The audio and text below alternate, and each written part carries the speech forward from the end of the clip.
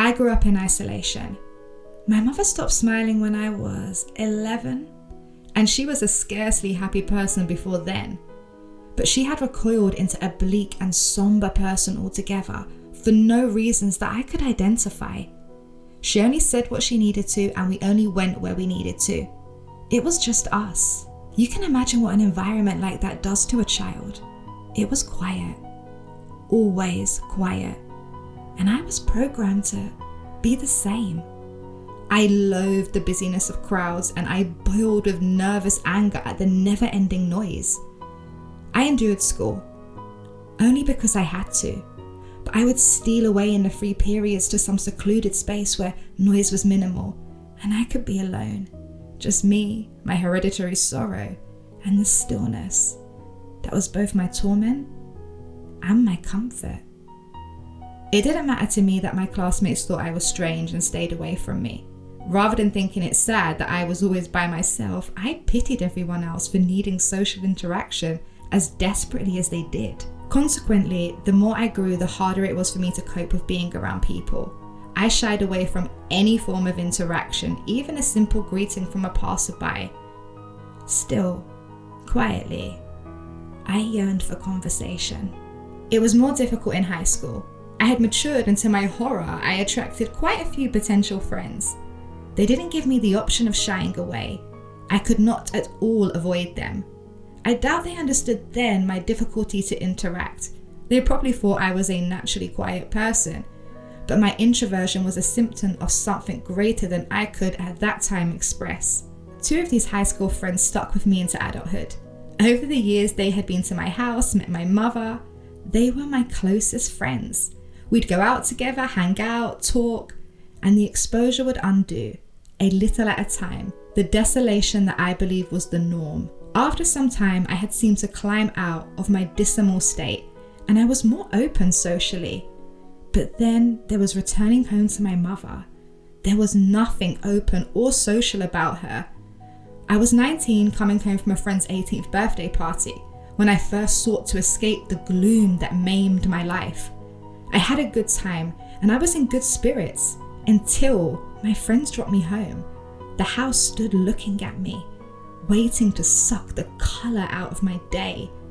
My mother was sitting before the TV with barely any interest in her dull eyes. So I told her, I wanted to move out. You're running away from me, she said sarcastically. I'm running away from this. I spread my hands. I'm tired of being sad all of the time. Sadness is the only consistent thing, she told me expressionlessly. You'll see. I don't remember ever crying before that night. I don't remember wanting happiness so badly until I began feeling like I'd never had it. My mother took her life later that year. I had gotten a job and moved away, determined to find my joy. Before she died, I visited her every 2 weeks, but I was devastated when I understood that she had no desire to see me again. She wrote a brief note explaining that she did as much as she could, the product of her father's abuse. And now that I had developed a distaste for her, she had no more reason to endure the disgust she'd lived throughout the years of mothering me. I know some part of me must have loved you, but I could never feel it. Hate and scorn are too strong an emotion to leave room for any other. I lived the days that followed completely numb, smiling in the midst of company but suffering despair alone. It had been 8 months since my mother had died, and I had gradually gotten worse. I couldn't bear the happy-go-lucky attitude of my friends, all the world at that. Like my mother, I was becoming a recluse. Hey, we're going out on town tonight, you up for it? Hey, no, I don't think I'll be good company. You've been like this long enough, Miranda. You know we're here for you. You can't keep falling back into this state.